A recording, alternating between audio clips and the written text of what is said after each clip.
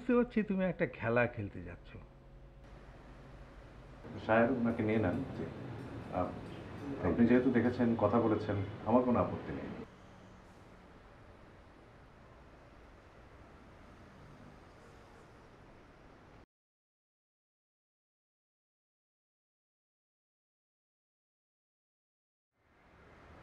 দেখছো না আমি সব কিছু কি সুন্দর গুটিয়ে আনছি। গুটিয়ে আনছো না, গুটিয়ে আনতে তুমি বাধ্য হচ্ছ। এখন ব্যালকনিতে কাগজপত্র নিয়ে বসেছেন। নদী ম্যাডামকে খুব উৎফুল্ল মনে হয়েছে। আর আবির?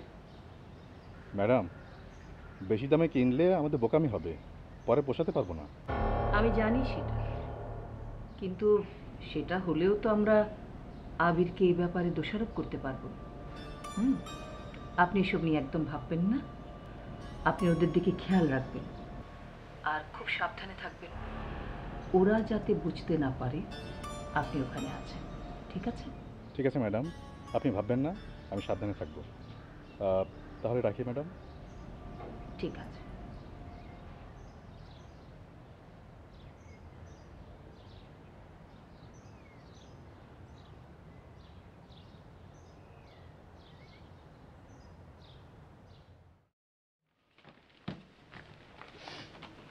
তো কেমন লাগলো আপনার বাড়িটা? অসাধারণ, খুবই সুন্দর। আমার মনে হয় আমাদের এখানে হোটেলটা তৈরি করে ফেলা উচিত খুব শীঘ্রই। আর এই বাড়িটার একটা পর্যটন ভ্যালুও আছে। আপনি কি মনে করেন স্যার? আমিও সেটাই ভাবছি। আই মিন, বাড়িটা আমরা খুব বেশি চেঞ্জ করব না, সব কিছু অলমোস্ট সেমই থাকবে। সব কিছুর মধ্যে একটা পুরাতন পুরাতন ফ্লেভার থাকবে। আর আমি ঠিক করেছি যে বাড়ির আসবাবপত্র প্রত্যেকটা একদম সেম জায়গায় থাকবে, আগে যেরকম থাকতো। হুম, ইনফ্যাক্ট আমাদের যত বয় বেয়াররা থাকবে তাদের কাপড়গুলোকে একটু পুরাতন স্টাইলে রাখবো, তাহলে দেখতে খুব ভালো লাগবে, ইন্টারেস্টিং হবে, তাই না? আর আপনি এখন শুধু ডিসিশনটা নিয়ে নিলেই হয়। ম্যাডাম কিন্তু আপনার ডিসিশনের জন্যই ওয়েট করছে।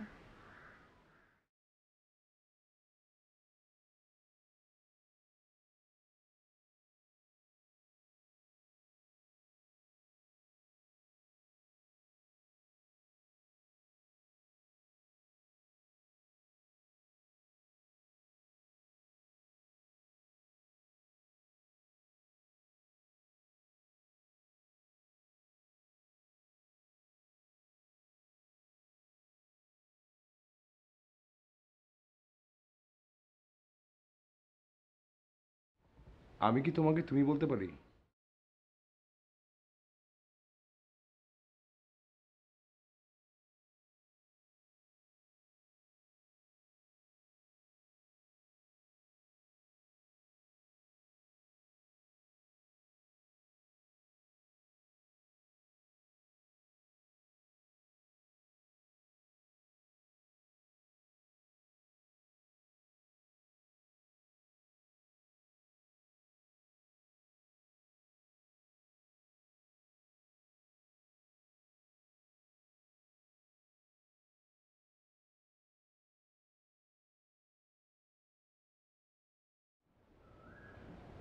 আমি কান পেতে আছি এটা শোনার জন্য।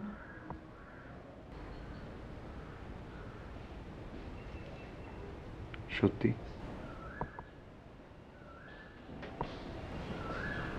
সত্যি। আমি যা ভাবছি তুমি কি তাই ভাবছো? আমি কি করে বলবো তুমি কি ভাবছো?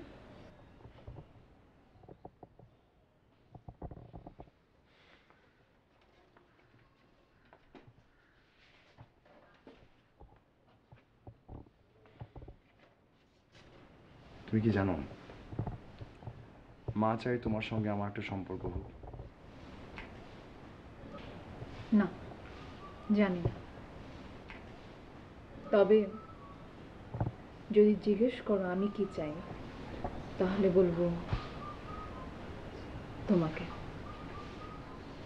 কারণ তোমার ব্যক্তিত্ব আমার খুব ভালো লাগে। আর আর তোমার কৃত্রিম রাগ?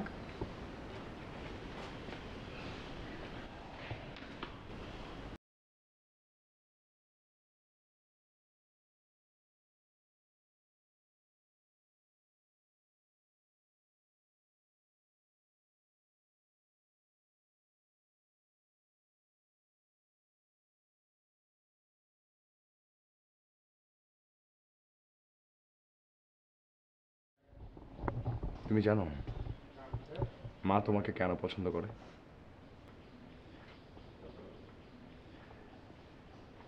একটা মেয়েকে আমি খুব ভালোবাসতাম।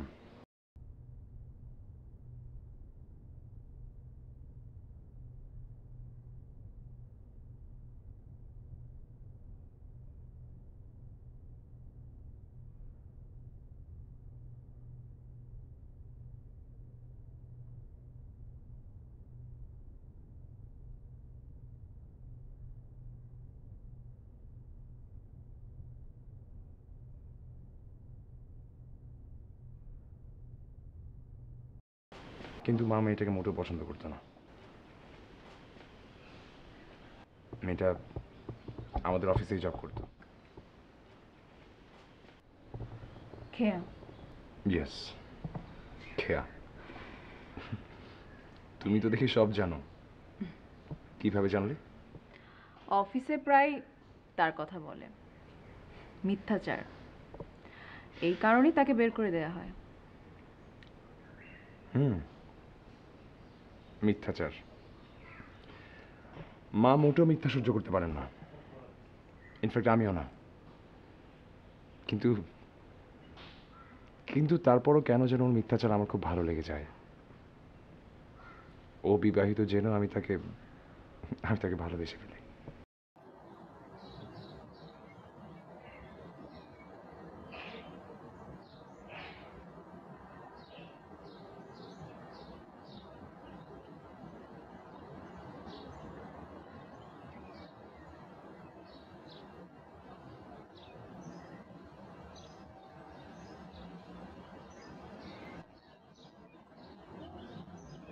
আম সরি। এখানে কোনো সরির ব্যাপার না। ব্যাপারটা হচ্ছে আমি ম্যারিড, আর সেটা জানার পরও আপনি আমাকে প্রস্তাব করছেন। এটার মানে কি একবার ভাবুন। আমি আপনাকে ভালোবাসি খেয়া। বাসেন, কিন্তু কেন? আমি সব জানার পরেও যদি আপনি আমাকে বলেন আপনি আমাকে ভালোবাসেন, তাহলে তো অবাক হতেই হয়। খেয়া, আপনি বুঝতে পারছেন না। আমার কি মনে হয় জানো, তুমি আগের থেকেই জানতে সে অবিবাহিত, আর সে অফিসে মিথ্যা কথা বলে ঢুকেছে। না, আমি জানতাম না, পরে জেনেছিলাম। কিন্তু মা ওকে যেভাবে বের করেছে, সেটা যতটা না ওর মিথ্যে বলার জন্য, তার চেয়েতে বেশি আমি তাকে পছন্দ করতাম এই জন্য। এখনো কি ওকে মনে করে কষ্ট পাও আবে?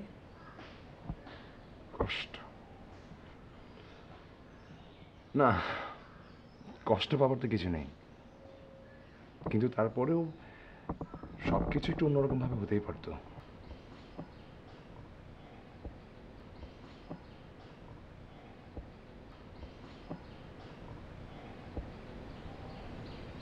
তুমি আমাকে পছন্দ করো?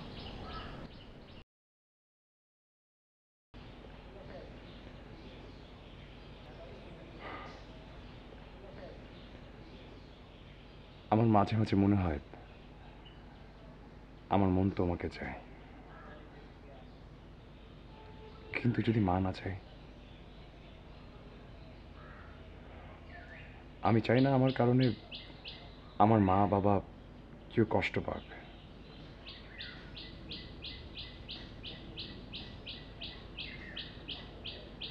পাবে না। তুমি আমাকে বিশ্বাস করতে পারো, ঠিক তুমি আমাকে যেভাবে করে চাইবে সেভাবেই পাবে। আমি তোমাকে ভীষণ ভালোবাসি আবির, ভীষণ।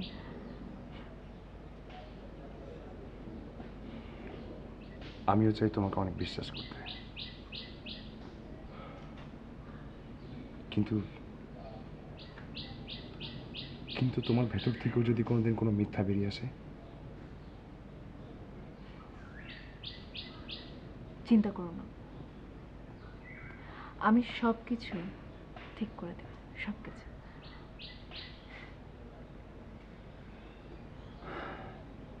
চলো চারপাশটা ঘুরে দেখি। এসো।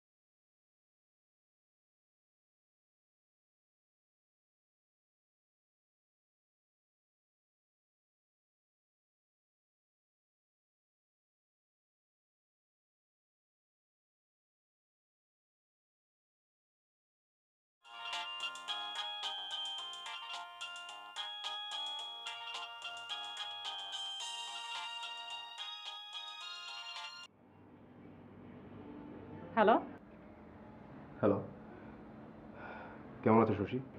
কে? আমি শায়ের, আরমান শায়ের। শায়ের? হ্যাঁ, ভালো আছি। তুমি কেমন আছো? ভালো থাকি কীভাবে? আমি তো ভেবেছিলাম তুমি আমাকে চিনতেই পারবে না। যাক, চেনা গেল তাহলে। চিনবো না কেন? না চেনা কি হলো?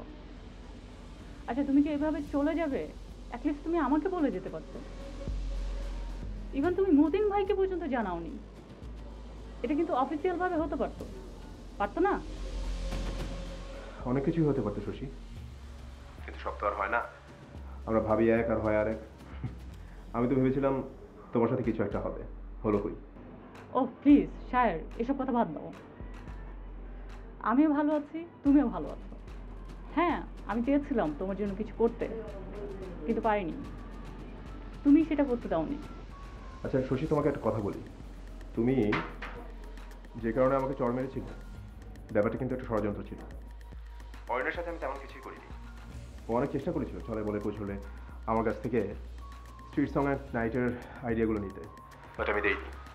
ওর সাথে ভিডিওটা ভাইরাল হলো, তুমি সেটা দেখে আমাকে ভুল বুঝলে। তুমি পারবি? বললাম তো আমি শিওর, আমি কিচ্ছু করি। এটা কি? হ্যাঁ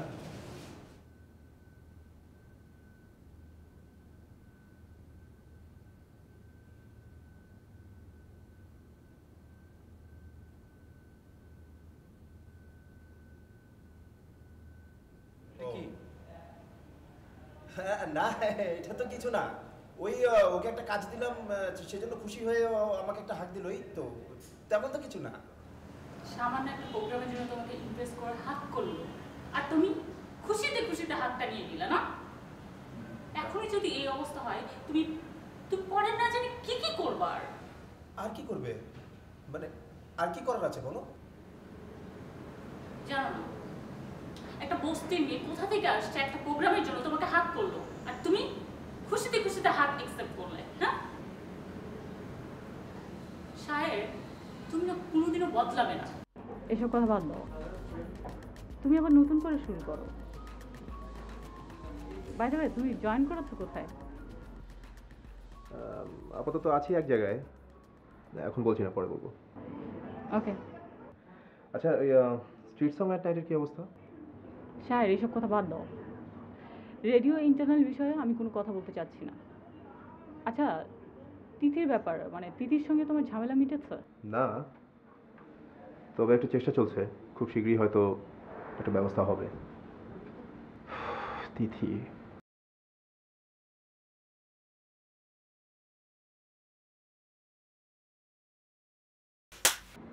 আমার জীবনটাকে পুরো এলোমেলো করে দিল। কে কার জীবন এলোমেলো করে দিল এসব ভাবার না টাইম নেই। তুমি নিজের কাজ করো।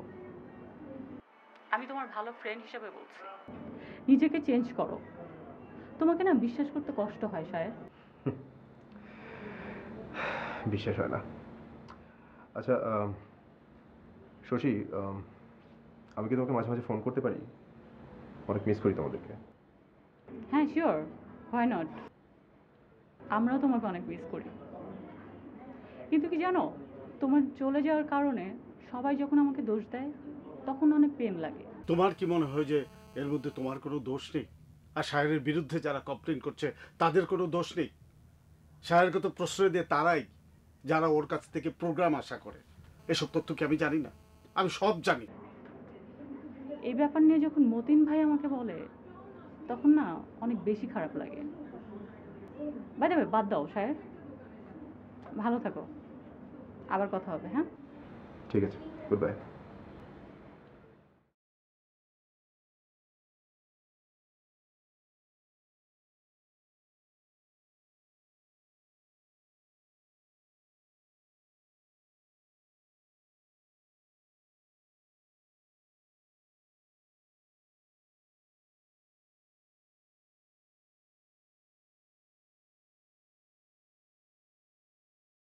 কি শশী, মন খারাপ?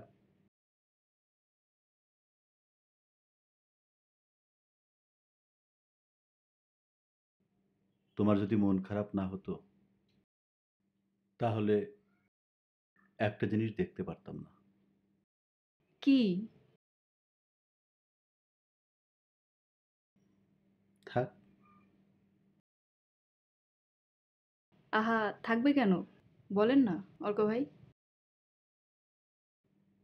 না, থাক। অর্ক ভাই, আমি শুনতে চেয়েছি, বলেন। মনে হতো একটি ধানের শীষের উপর একটি শিশির বিন্দু। সত্যি।